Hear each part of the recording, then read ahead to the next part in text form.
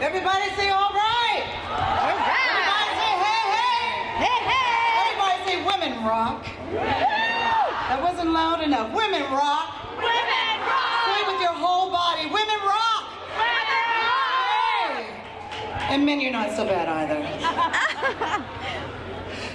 My name is Shakura Saida, and it gives me great pleasure to welcome our host for today's event to the stage, Michelle Mayhew. Welcome everyone. As you can tell, we're beyond excited to be here today to celebrate and lift up women everywhere. When TIFF launched Share Her Journey last summer, we wanted to bring solutions to gender parity issues that were rampant in the film industry. A lack of female voices, a lack of the female gaze, a lack of interest from the powers that be for what we have to share with the world. We wanted to ensure we were doing our part to help build the future for women storytellers everywhere. Well, what a difference a year makes. Over the past 12 months, women have been the central part of the conversation in the news, and we have made much needed noise. Collectively, we have managed to shake the unshakable, and we should be extremely proud about that. It's not been without pain, but the sisterhood that has emerged as a result reminds us all that we are in it together, and we are not alone. I want to thank our partners. This took a village to put together, and for all the work that you are doing. Let's hear it for Time's Up.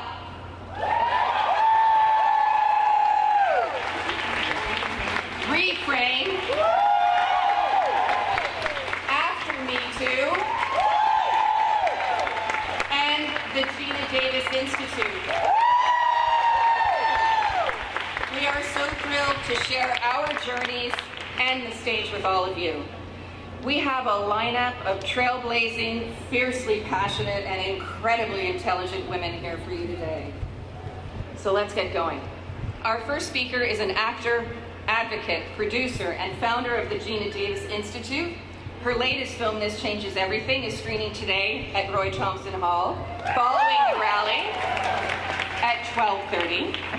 And we couldn't be more pleased to have her join us here today. Please give it up for Geena Davis.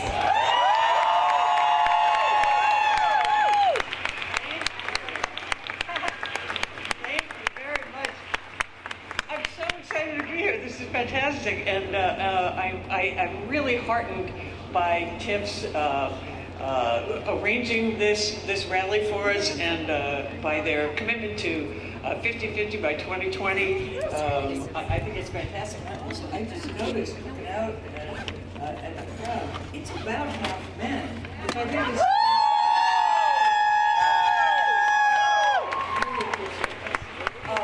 So for me, I'll get right to it. This all started when my daughter was a toddler, and I decided to sit her down and show her her first little kids TV show.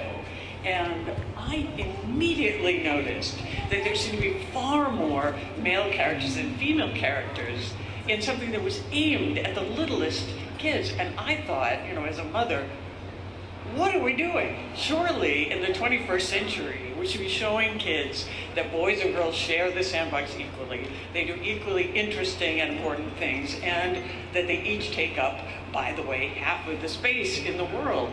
And so I had meetings all the time in the industry with whoever, producers, directors, studio executives. So I thought, I'm going to bring this up in my meetings. And so I would say, have you ever noticed how few female characters there are in movies and TV made for little kids?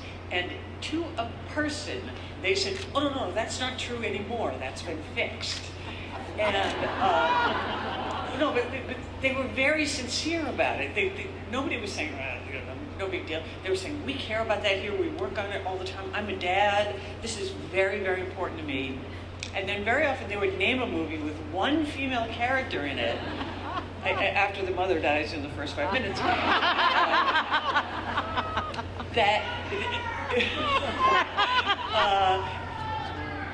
Louder? They can't hear me. Oh no, I hear myself. I'll try to talk louder. How about now? thumbs up from the back. Okay. So what I was saying was, anyway, my daughter and the whole thing, there's no problem. They thought. So anyway, so I thought, okay, you know what I want? I want to get the data and use it to go directly to the creators and share it with them, and maybe that would have an impact. And that is exactly what I've been doing for the past 12 years, and it has had an incredible impact. It turns out that data is the key to solving that problem. We're going to hear from other speakers about all kinds of inequality. You know, there's gender inequality in every sector of our society, and certainly in every aspect of the entertainment industry. What I chose to focus on is on-screen, very specifically on-screen representations in media made for little kids. I feel like this is the easiest fix. It's the lowest hanging fruit in all the panoply of problems that we have, and it's also the most urgent, because why are we teaching kids something that we try so hard to get rid of later on? Why are we training them to have unconscious gender bias from the beginning when we know that it's so hard to get rid of?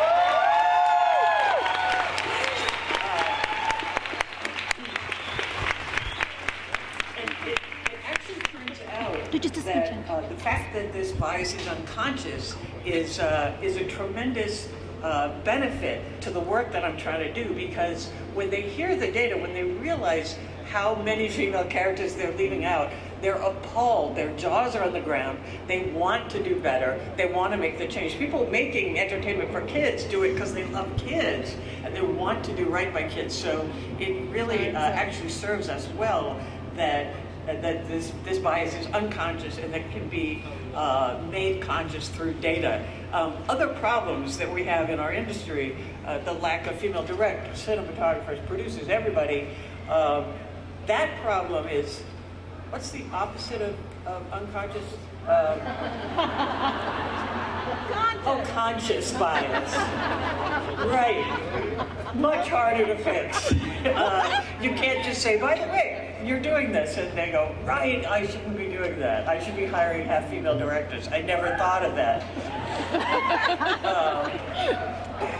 So given all the problems that we have in our world, all the sectors of society where there's tremendous gender inequality, the one area that can be fixed overnight is on screen.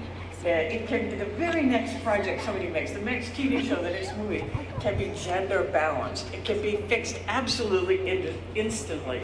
The motto that we have at my institute is, if they see it, they can be it. And it's literally true. A girl sees Brave or Hunger Games, she goes out and buys a bow.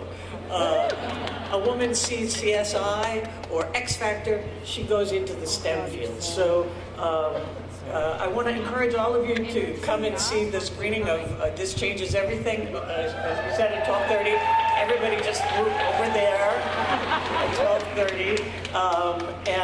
What I want to leave you with is, my new motto is, no more missed opportunities. If you're involved in any way in any production of a movie or a TV show, you have a chance to change it and make it gender balanced. Do a gender pass. Don't let it get cast or shot until somebody looks at it and you go through it and you say, who here can become female? Who can become intersectional female characters?